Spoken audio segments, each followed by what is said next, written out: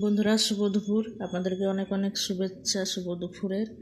তা আমি আজকে বসে পড়েছি খেতে। তা আমার রান্না আজকে দেখুন কি কি আছে। এখানে আছে উচ্ছে ভাজা, এখানে আছে আলু সেদ্ধ, আর এই যে আম দিয়ে টক ডাল, আর এটা আছে বড়ি দিয়ে আলু দিয়ে রুই মাছের ঝোল।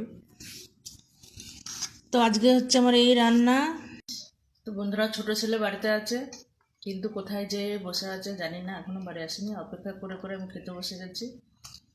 আর মেঘের অবস্থা তো খুবই খারাপ, মনে হচ্ছে যেন ঝড় বৃষ্টি আসবে। তা আপনারা যে যেখানে থাকুন সাবধানে থেকেন।